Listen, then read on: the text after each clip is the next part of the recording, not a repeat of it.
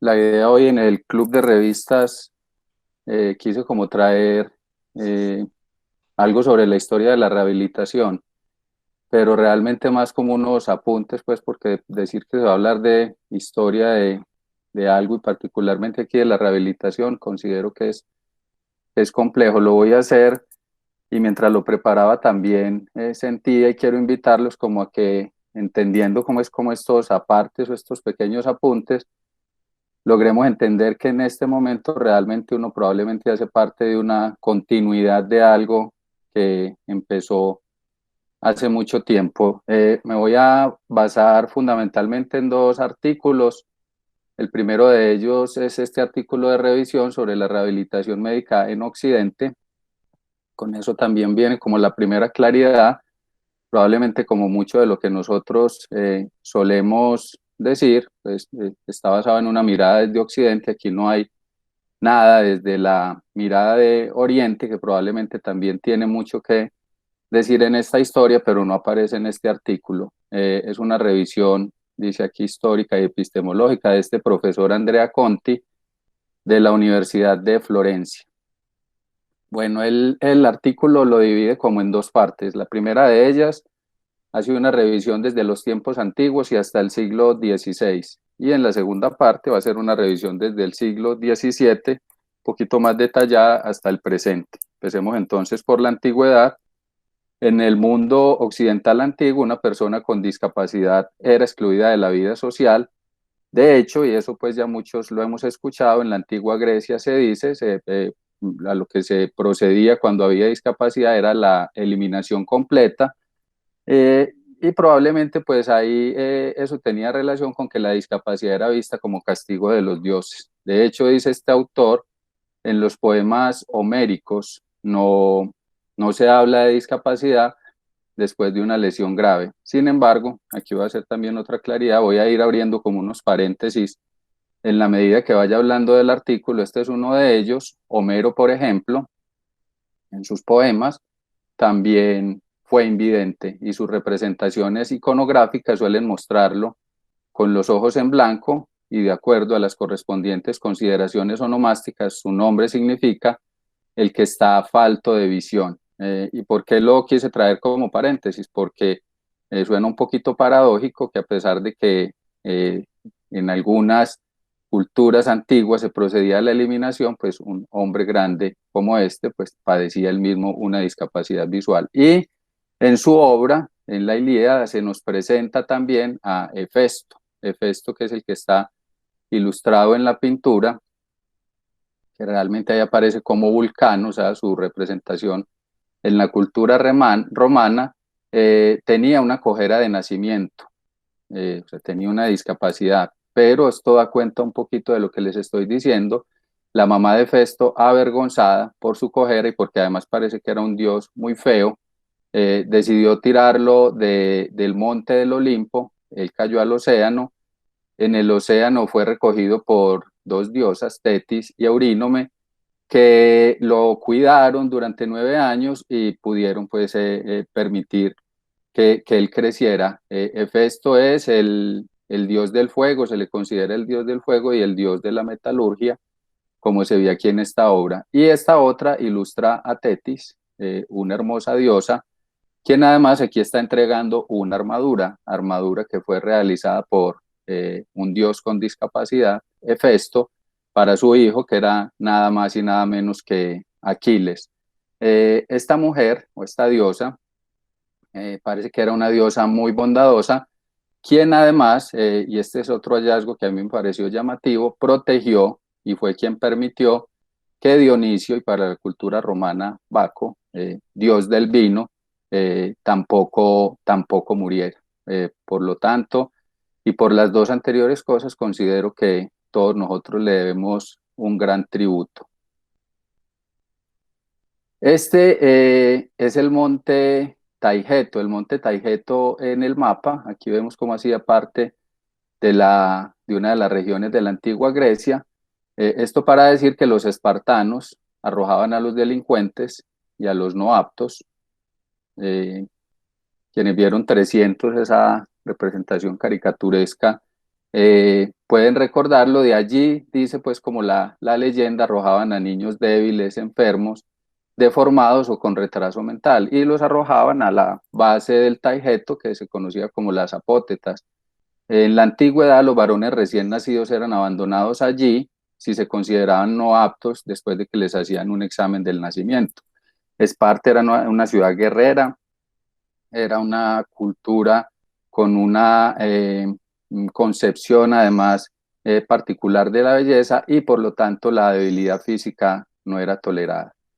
Sin embargo, recientes investigaciones que se han hecho en la Universidad de Atenas y donde se han encontrado restos de individuos ahí en donde se supone que los arrojaban, han encontrado una cosa muy curiosa que paso a describirles. ¿De dónde surge la leyenda que muchos hemos contado con respecto a que los niños deformes o con discapacidad o con algún tipo de deficiencia congénita eran arrojados de las vidas de, de Plutarco, perdón, en donde él afirma en uno de sus libros: nacido un hijo, no era dueño el padre de criarle, sino que tomándole en los brazos le llevaba a un sitio llamado Lesca, donde sentados los más ancianos de la tribu reconocían al niño, y si era bien formado y robusto, disponían que se le criase, mas si le hallaban degenerado y monstruoso, mandaban llevarle a las que se llamaban apótetas o expositorios,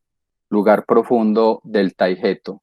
Sin embargo, como les decía, en la Universidad de Atenas se han hecho investigaciones, particularmente este antropólogo Teodoro Pizzios ha hecho excavaciones, ha logrado encontrar aproximadamente restos de 46, lo que correspondió pues a 46 personas, y lo que ha encontrado es que todas ellas se calcula estaban entre los 18 y los 35 años. No hay, por lo tanto, pues una confirmación o una evidencia física que demuestre que ese mito que conocemos de los espartanos era cierto. Lo cierto sí es que arrojaban personas, probablemente delincuentes, prisioneros. No está tan claro lo que ocurría con los niños con discapacidad. Sin embargo, hay algunos historiadores que afirman que esto no es una cosa pues que probablemente deba extrañarnos, o que uno, a pesar de que no se ha confirmado y que Plutarco lo afirma en sus escritos, pudiera estar muy alejado de la realidad, porque en una cultura con unas características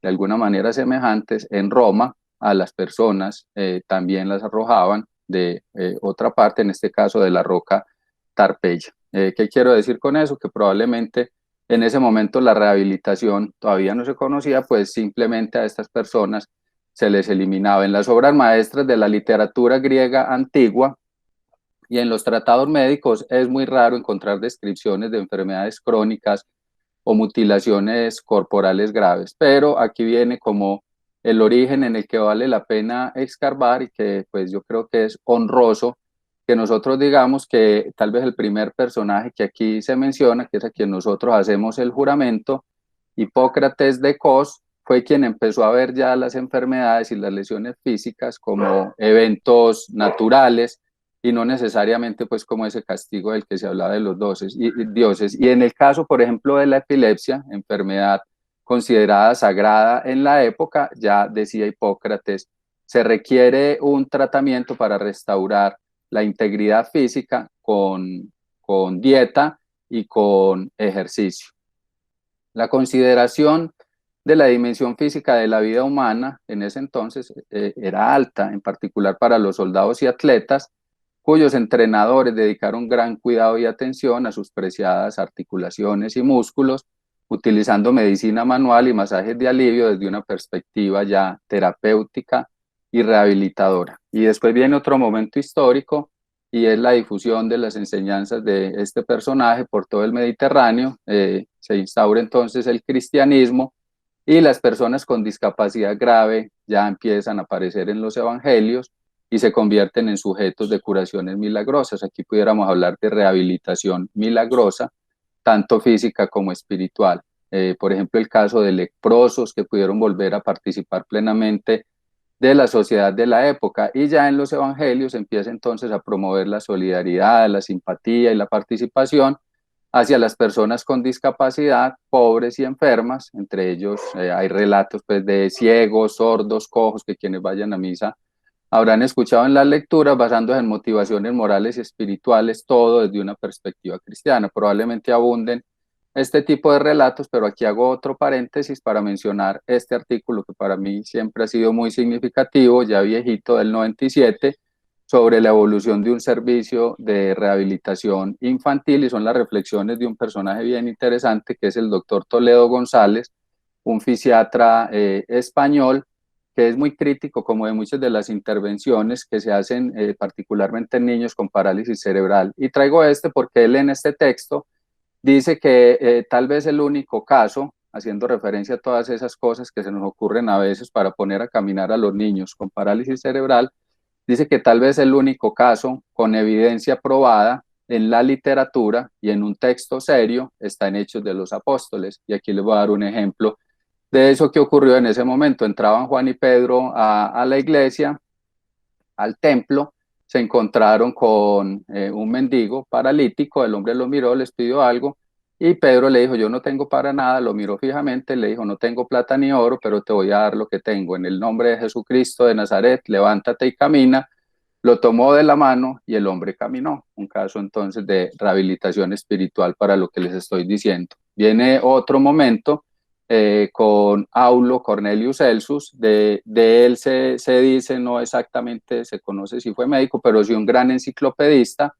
Y este enciclopedista en este texto de medicina ya escribía sobre diferentes intervenciones para la implementación de rehabilitación médica, aunque el término pues para ese momento no se utilizaba. Ya hablaba cómo se podían establecer estrategias después de accidentes durante la actividad laboral diaria y como consecuencia de conflictos militares. Viene posteriormente a quien debemos también esa denominación pues que a veces nos asignan, la de Galenos. El gran Galeno de Pérgamo estableció un vínculo entre la higiene general y la terapia médica y empezó a establecer la actividad física como un elemento básico para la curación de ciertas patologías. Viene la Edad Media. En la Edad Media parece que se perpetúa un poquito esto, pues yo creo que fue Felipe quien hace poco nos invitaba a pensar la Edad Media no necesariamente como esa época de oscurantismo que siempre hemos planteado. Algunas cosas ocurrieron, se alternaba el movimiento con el descanso, y esas siguieron siendo las piedras angulares. Sin embargo, en alguna otra parte leía que todo eso que se había ganado, y haciendo referencia a ese pues como fenómeno que ocurre ahí durante la Edad Media, se quedó un poquito porque empezaron a promover sobre todo el reposo prolongado y a que la gente se quedara quieta, y eso tiene una implicación importante en los hechos que van a venir históricamente después, muchos girando en torno al movimiento humano. En el Renacimiento, con los avances en el estudio de la anatomía humana, se empieza a hacer una comprensión más sistemática del papel que tienen la actividad física y el ejercicio. Con el desarrollo en la anatomía y en la cinética, digamos que la rehabilitación médica comienza a convertirse en una disciplina definida ya en la mitad del siglo XV. Sin embargo, probablemente no una disciplina definida, pensaría yo, sino que empieza como a haber elementos que van consolidando lo que en un futuro es la especialidad a la que nosotros pertenecemos.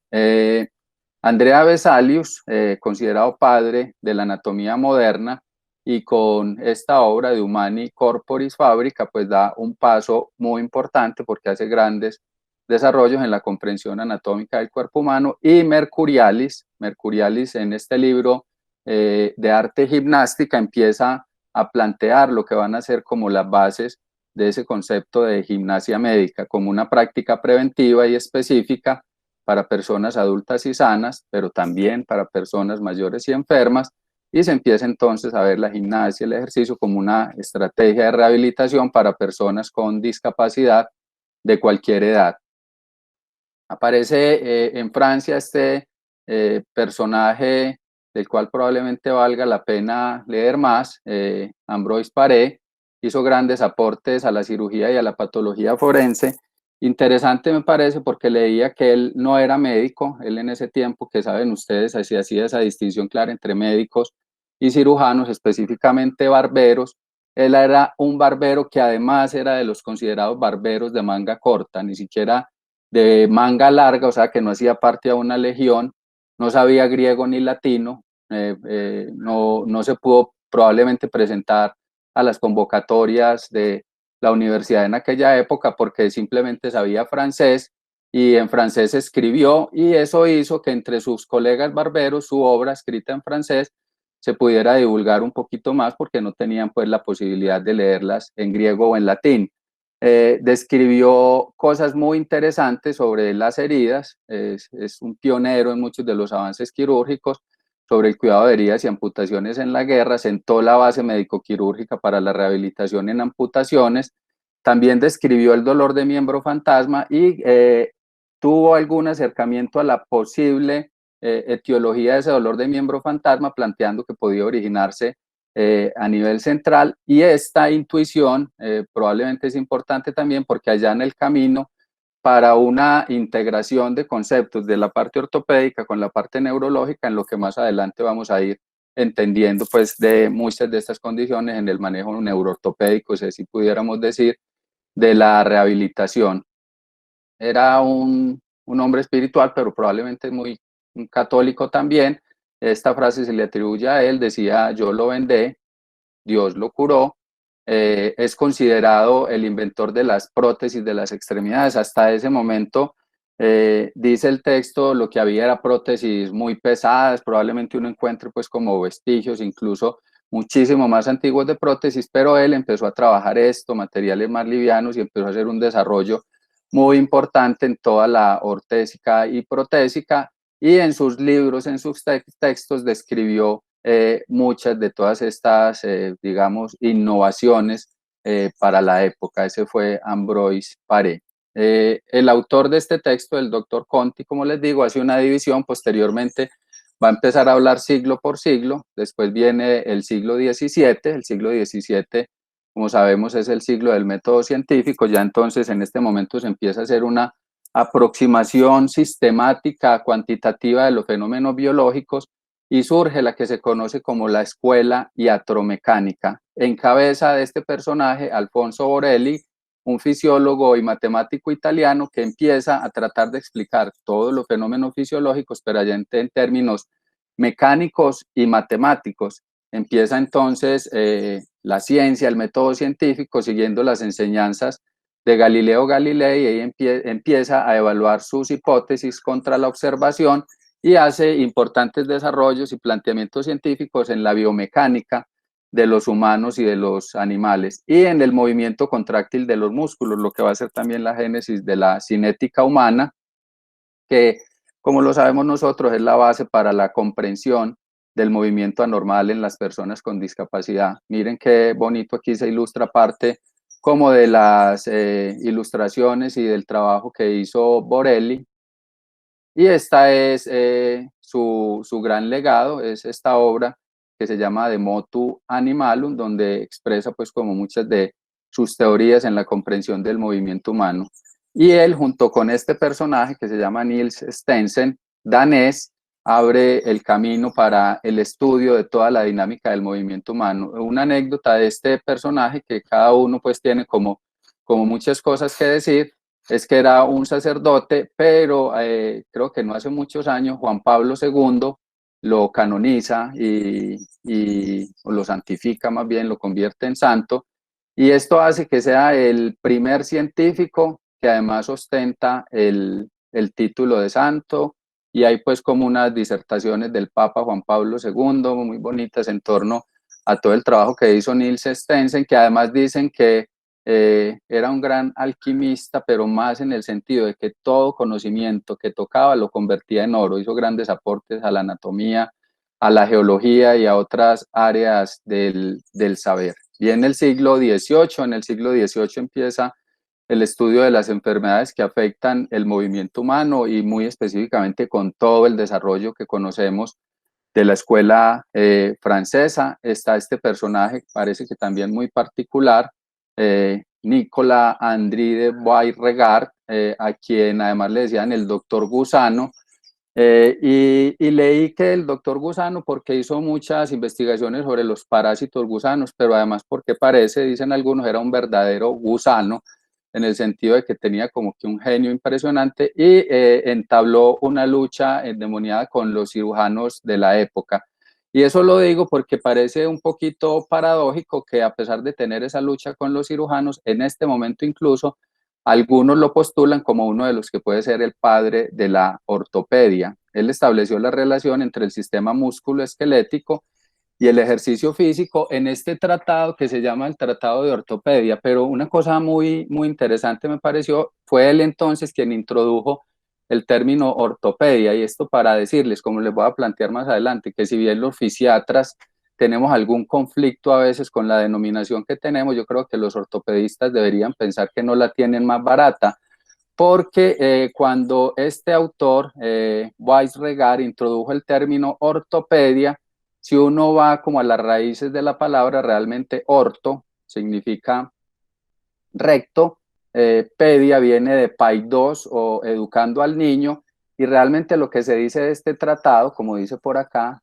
les enfants, no sé ni cinco de francés, pero sí sé que aquí dice les enfants, era un tratado de las deformidades de los niños que él ofrecía a los padres. Era un sistema educativo para hacer que los padres tuvieran niños rectos, es decir, niños derechos.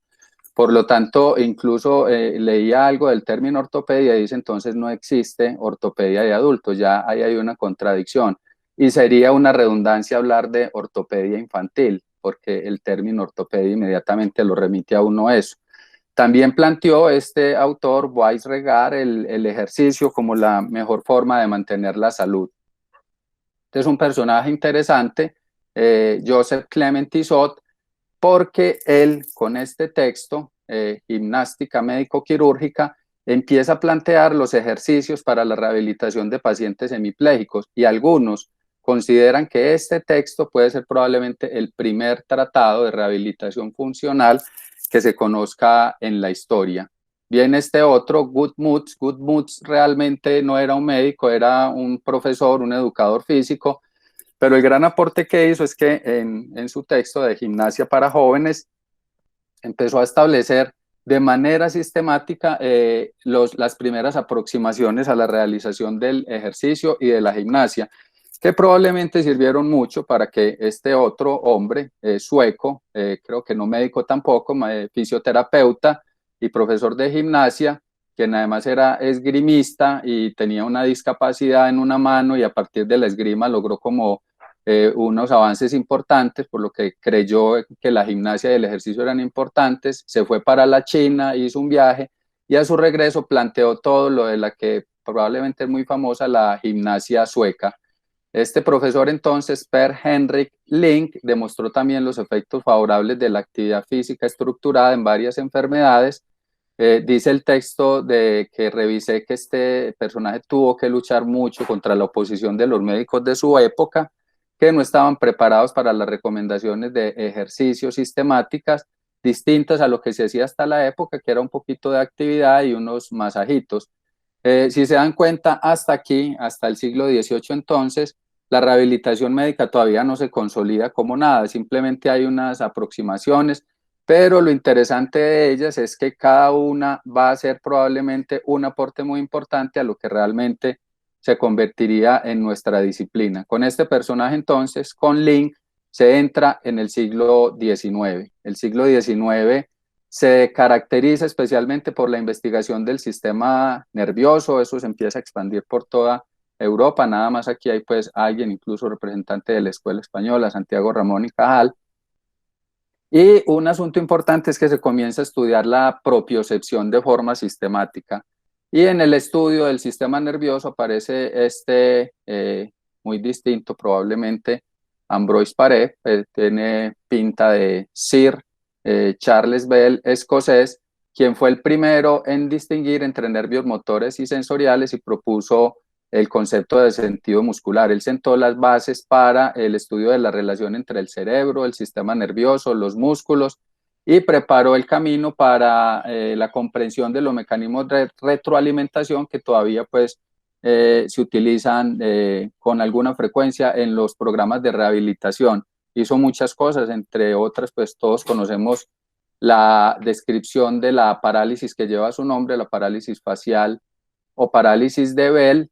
Aparece este otro señor, no tengo ni idea de pronunciar los nombres, pero supongo que es algo como Johannes Karl Eugen Alfred Goldscheider, un neurólogo alemán que sentó como las bases para comprender el sistema sensorial y sus contribuciones a la propiocepción humana. Ese asunto de la propiocepción fue importante porque dio como pie a que se desarrollara la teoría que viene más adelante por Fulgence Raymond, francés, un personaje también como de mucha altura, fue quien planteó la reeducación motora. Digo de mucha altura porque, por ejemplo, fue el sucesor de Charcot y tuvo como profesores a muchas de esas luminarias que quienes estén en la Universidad de Antioquia, si van al servicio de neurología, van a ver en los cuadritos que yo creo que aún allí se conservan. Él planteó el concepto de reeducación motora como un concepto de suma importancia para la elaboración de las diferentes técnicas de rehabilitación que se fueron desarrollando durante el siglo XIX y que posteriormente pues se siguieron trabajando durante el siglo XX. Entramos entonces al siglo XX. El siglo XX empieza con la creación en la Universidad de Massachusetts de una sala que se llamó la Sala Sander. La Sala Sander tomó su nombre de un personaje que se llamó Gustav Sander. Gustav Sander era un médico que cogió todos los elementos de esa propuesta de gimnasia que había planteado Link, pero dio un paso adicional diciendo el ejercicio también lo pueden hacer máquinas y todo ese tipo de movimientos y, y, y rutinas que se están estableciendo, yo se las de alguna manera las puedo empezar a simular con máquinas. Entonces empezó a crear equipos, máquinas, instrumentos, y esto se creó con todo ese tipo de máquinas, terapia UV, hidroterapia, como herramientas que apoyaban la realización de los movimientos del cuerpo humano desde esa perspectiva reeducativa que ya se estaba planteando para el momento. Y vienen entonces dos acontecimientos que son muy determinantes en la génesis de nuestra especialidad. Por un lado, pues sabemos que la tecnología biomédica durante este siglo tiene un desarrollo exponencial, pero además vienen las epidemias de poliomielitis que dan origen a mucho de lo que nosotros hacemos en este momento en rehabilitación, pero también al desarrollo de órtesis y de dispositivos para la rehabilitación. Y la otra fuente muy grande que tiene que ver mucho con la aparición de nosotros como especialidad médica es la guerra, y particularmente la Segunda Guerra Mundial. El gran número de soldados heridos y mutilados llevó a la implementación de las primeras unidades de rehabilitación en los hospitales militares. Y aquí aparece este personaje al que yo le voy a dedicar la segunda parte de este club de revistas, que es el doctor Howard Rosk. Howard Rox fue un pionero en este campo y su programa de entrenamiento para convalecientes de las Fuerzas Aéreas del Ejército, que tenía como objetivo la rehabilitación, que incluyera no solamente las características físicas individuales, sino neuropsicológicas, ocupacionales y sociales, es considerado por muchos como el padre de la rehabilitación. Fue un personaje bien particular en muchas cosas. Ya más adelante vamos a detenernos un poquito como en su vida. Y en esta foto, pues aparece al lado de un personaje del que yo ya hablé a los compañeros de la Universidad de Antioquia. Yo creo que aquí también hoy nos acompañan algunos colegas de la Universidad del Valle, entonces no voy a mencionar nada todavía, pero no lo voy a dejar pasar porque me parece que la historia ha sido injusta. Y este señor Conti no lo menciona, es este viejito que aparece al lado de Howard Rosk, que ya voy a mencionar. Al que sí menciona es al doctor Frank Krusen, y el doctor Frank Krusen pues tiene además la recordación de nosotros, porque aquí al lado ven el facsímil de una de sus obras, Medicina Física y Rehabilitación, que creo, espero que todavía esté en la biblioteca del Departamento de Rehabilitación de la Universidad de Antioquia, que probablemente no es una biblioteca muy actualizada, creo que es lo menos que tiene, pero probablemente se va convirtiendo ya en una colección de joyas históricas, porque cuando yo hacía residencia estaba la tercera edición de este libro de Krusen y probablemente la que todavía van a ver los residentes que acaban de empezar. Eso espero, pues espero que el libro todavía esté allá el libro del doctor Cruzen. Cruzen, algunos lo consideran el padre de la medicina física. Él creó la Sociedad para Médicos de Terapeutas Físicos en 1938 y a él, al doctor Cruzen, es al que le debemos el término fisiatra. Él lo propuso en 1939. Ese término fisiatra, que tanta prurito le genera como a algunas personas, yo quería hacer como una reflexión en torno a él, porque recordé este artículo y lo quise traer pues como a propósito del tema del que hablaba, escrito por el doctor Joel Press en el 2007, eh, presidente de la Academia Americana de Medicina Física y Rehabilitación, quien en este artículo hace una reflexión de nosotros como especialidad, qué somos, dónde venimos, para dónde vamos, hace una reflexión y en torno al término fisiatra dice algo que me parece muy interesante. Dice, no, imaginémonos al doctor Cruzen sentado con el doctor Fritz Kottke, que es otro personaje importante de los pioneros de la rehabilitación, y Cruzen le dice a Kottke, vamos a pensar en un nombre que nadie pueda pronunciar bien, que suene como psiquiatra y que los haga confundir, aunque seguramente a ellos, fisiatras, les tocará muchas veces con sus pacientes actuar como psiquiatras, y así los atormentaremos a los miembros de la academia hasta el final de los tiempos. Bueno, mira el lado positivo, no se les ocurrirá nada mejor. Ese no se les ocurrirá nada mejor es el que quiero traer a colación porque dice el doctor Press en este artículo que ante la confusión que a veces genera el término, que no es propia pues como de nuestro terruño, sino que probablemente ha sido tema de discusión y lo sé porque alguna vez yo presenté algo sobre esto, también de lo que ocurre, por ejemplo, en otras latitudes como en España. Él dice, pues se nos ocurrió que ante la confusión del nombre, pues propusiéramos cambiar el nombre. Y para cambiar el nombre, entonces hicieron un concurso donde dice, se invirtieron $5,000, no una suma despreciable para tratar de cambiar el nombre. Voy a pasar a la siguiente, voy a hacer una cuñita porque lo había olvidado. Con el que está hablando aquí Cruzen no es exactamente con Kotke, eh, porque no encontré una foto de los dos, a pesar de que es lo que dice el doctor Press en este artículo, sino que aparece aquí con Bernard Baruch. Pero aprovecho porque no voy a hablar mucho de él, pero Bernard Baruch, que no era médico, pero sí hijo de un médico, incluso fue el doctor Baruch padre, fue uno de los pioneros de la medicina física a principios del siglo XX, entonces probablemente él como hijo estaba sensibilizado con la rehabilitación, pero era sobre todo un financiero, pero un filántropo. Y sus aportes económicos en parte son los responsables de que nosotros existamos, porque él dio muchos aportes, era también le hablaba al oído a los presidentes y con su dinero y con sus consejos fue el que hizo y apoyó muchas de las iniciativas que después dieron lugar a la medicina física y rehabilitación como especialidad. Entonces dice el doctor Press, y los voy a invitar a esto, hagan el ejercicio, esta es una convocatoria para fisiatras donde se van a ganar $5,000 y dice, recuerde, debe ser un nombre más descriptivo que el actual, o sea, una cosa que describa más que ese fisiatría que está enredado, más comercial, de un uso más amigable para el consumidor, para los otros profesionales y colegas, que tenga relación con medicina, obviamente pues que remita que somos médicos, que deje ver que somos especialistas, pero además que sea corto y de fácil recordación. Y dice él, aparecieron cosas como estas, mioneurobiólogo, ortopedista neuromuscular, regenerista, ortomiólogo y especialista en medicina estratégica. Dice el doctor, en serio, pagamos a la gente dinero para inventar esos nombres. Y para completar el top 10, dice él, aparecieron otros como neurosinergista, fisiomédico, flexicólogo, biomedista y el de externista, que dice el doctor, no se debe confundir con el de exorcista, aunque pensaba yo bien, quisiéramos a veces ser exorcistas con las situaciones de ciertos pacientes. Finalmente termina diciendo el doctor, fisiatra nunca sonó tan bien, y fisiatra, solamente para recordarles, es una palabra que le debemos al doctor Frank Cruzen como en esta aproximación histórica.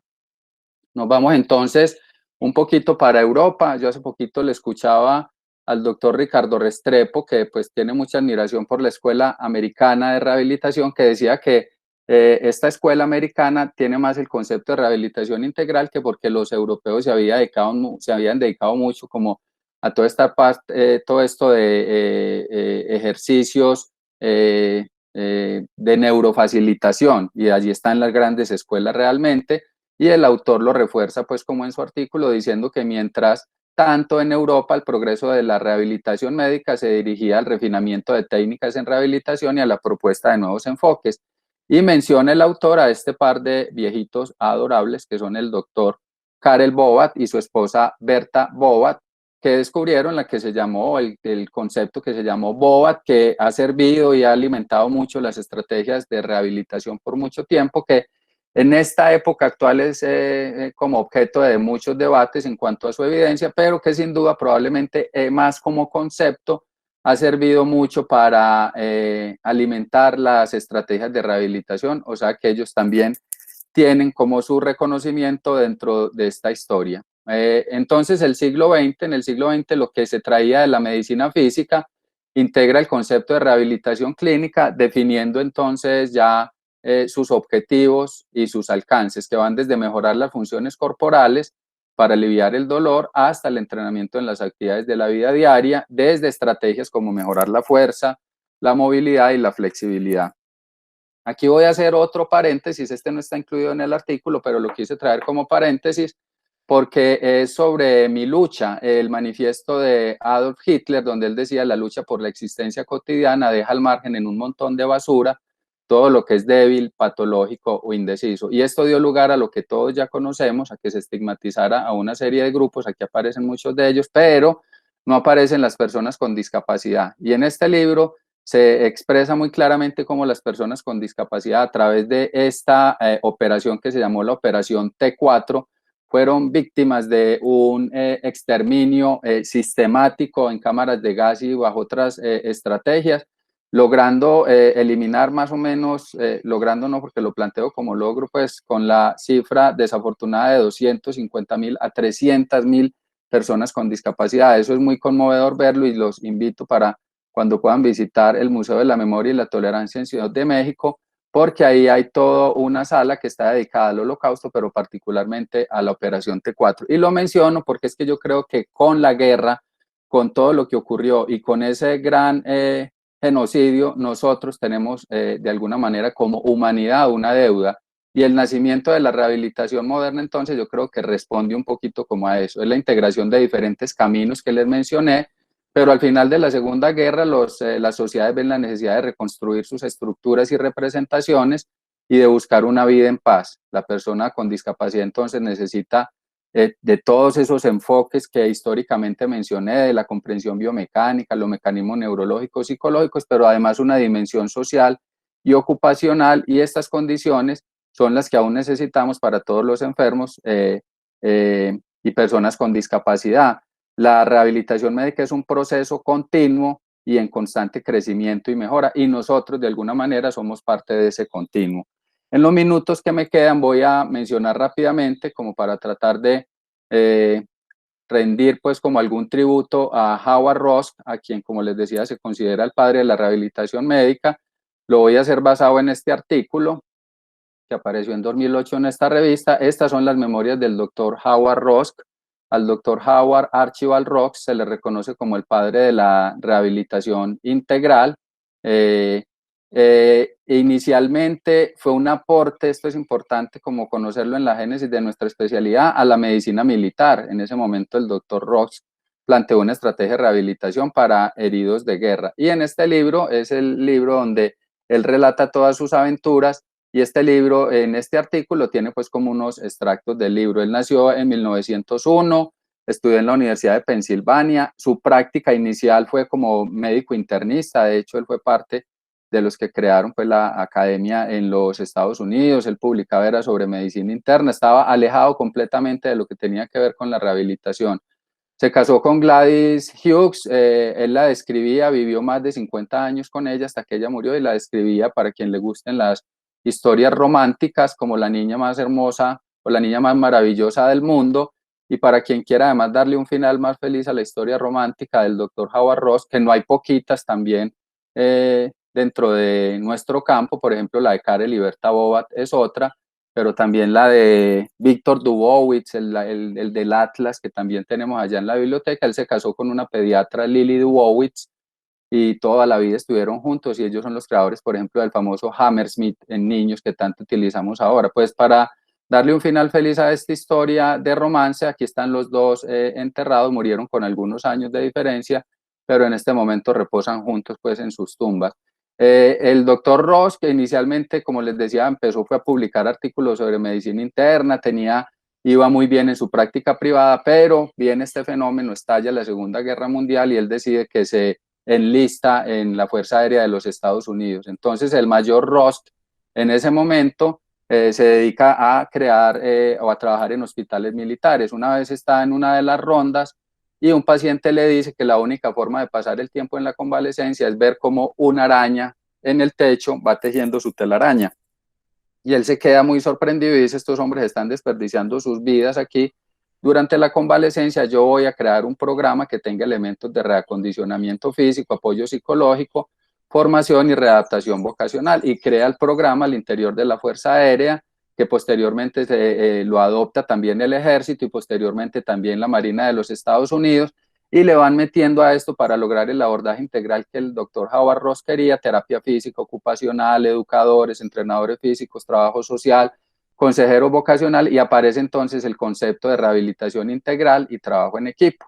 Termina la Segunda Guerra Mundial, se va del ejército y se va a trabajar pues ya como civil a la Universidad de Nueva York. Allí lo nombran en 1946 director y profesor del Departamento de Medicina Física y Rehabilitación y crea el primer programa de formación en medicina física y rehabilitación, que empieza a operar en este centro. Entiendo que todavía muy famoso, no sé si alguien lo conoce, el Instituto Ross o el Instituto Howard Ross, que lleva su nombre. Además crea este fondo, el World Rehabilitation Fund, que todavía da dinero para formar gente en rehabilitación en lugares alejados del mundo. Aquí está parte de la obra del doctor Howard Ross, aquí está otra, para los cazadores de libros. Yo no sé si Felipe está en esta conferencia, pero sé que a él le gusta, a mí también tengo algún placer en encontrarlos, y en estos días les chicaneaba a los residentes que me encontré la segunda edición del libro de rehabilitación médica del doctor Howard Ross, y me da mucha alegría porque es del 64, una época en la que yo aún no había nacido. Cualquier cosa pues probablemente va a leer uno ahí que le aporte, porque probablemente en la visión de estos pioneros pues nosotros le encontremos significado a algunas de las cosas que hacemos. Él fue columnista del New York Times, fue defensor de los derechos de las personas con discapacidad. Él veía la rehabilitación médica como un asunto de salud pública y defendía la rehabilitación como un asunto esencial para la felicidad y la salud de las personas con discapacidad. Este fragmento está dentro del artículo que yo les menciono, y aquí aparece nuevamente la foto de este viejito que yo les decía, y este viejito era el director del Instituto para el Lisiado y el Discapacitado de Nueva York. Este viejito es George Deaver, y a George Deaver, pues que no iba a hablar mucho de él, pero sí quería hacerle también como su tributo, porque la historia no le ha dado lo mismo que a Howard Ross. Yo en algún momento a los colegas de la universidad les presenté este artículo de, digamos, entre comillas, actualización sobre el concepto de actividades de la vida diaria, que fue escrito por el doctor George Deaver en 1947 en el New England Journal of Medicine, y él ahí dice cosas tan importantes como esta. Dice: el masaje, la electricidad y el ejercicio son formas útiles de tratamiento, pero las actividades funcionales que concuerdan con las necesidades del paciente tienen mayor valor terapéutico debido a que ellas conducen a la independencia. Se obtienen mejores resultados cuando se trabaja con el paciente que cuando se trabaja sobre el paciente. Y ahora, por ejemplo, en rehabilitación pediátrica está bien arraigado esto del fenómeno de hands-on, quítele las manos de encima al niño, y ya el doctor Deaver lo planteaba en 1947. Para quienes no saben, se le considera el abuelo de la rehabilitación médica. No empezó a trabajar en la Segunda Guerra Mundial como muchos. Él participó de la Primera Guerra Mundial, y en una expedición que hizo a Egipto como parte de las fuerzas militares ya había creado un método que utilizaron 150.000 soldados. Él fue el que definió el concepto de actividades de la vida diaria que todavía hoy utilizamos, y con otras personas como esta fisioterapeuta Mary Eleanor Brown describió, por ejemplo, las actividades de la vida diaria e hizo publicaciones en torno a eso. Describió el término función. Para mí es un personaje bien interesante. Fue además el primer fisiatra en utilizar tecnologías para niños y para adultos, pionero en el concepto de actividades de la vida diaria, líder desde la Primera Guerra Mundial. Entonces, muchos dicen que si bien Howard Ross es considerado el padre de la rehabilitación, con un poco de ironía histórica, a Diver se le dejó como al margen y después le concedimos entonces el título de abuelo de la rehabilitación, un título con el que probablemente y sin duda Howard Ross estaría muy de acuerdo. Me encontré esta otra perla que todavía no he tenido posibilidad de revisar, pero que en algún momento espero hacer, sobre la rehabilitación del niño minusválido, pues la terminología de aquel entonces, publicado en Pediatrics en 1955. Probablemente aquí debe haber cosas muy importantes del planteamiento filosófico de este autor. Y ya para terminar, simplemente los invito a que busquen esto, que se encuentra muy fácil en internet, porque este sí da cuenta de todo el desarrollo de nuestra especialidad en el siglo XX. Fue a propósito publicado del 75 aniversario de la Academia Americana de Medicina Física y Rehabilitación, y aquí sí va a haber uno casi década por década, a veces pues año por año, todo lo que ha ocurrido, cosa muy interesante, lo que significó la guerra, la polio. Por aquí miren, por ejemplo, Franklin Delano Roosevelt, que también tiene sus artículos. Por ahí tengo uno de los archivos de medicina física y rehabilitación y todo lo que él significó para la génesis de nuestra especialidad. Aquí aparecen tres personajes entonces a quienes nosotros les debemos mucho: el doctor Frank Cruzen, considerado por algunos padre de la medicina física; el doctor Howard Ross, a la derecha, padre de la rehabilitación; y el abuelo de la rehabilitación, el doctor George Diver. Aquí ven, por ejemplo, al mayor Howard Ross y todo lo que sus trabajos significaron para la génesis de nuestra especialidad. Y termino con 1944, aunque la historia sigue, con Sir Ludwig Goodman, un neurocirujano que desde su especialidad hizo aportes muy importantes a la lesión medular. Pues el Instituto Goodman lleva su nombre en Barcelona, pero que invito a que vean el homenaje que se le rinde en torno a otras posibilidades para la rehabilitación, como el deporte, en este caso el deporte paralímpico. Rising Phoenix está en Netflix y se puede ver, y es una película que yo creo que también tiene como algún significado para nuestra especialidad. Y termino el club de revistas con las palabras que el doctor Howard Ross termina su diario: creer en la rehabilitación es creer en la humanidad. Muchas gracias.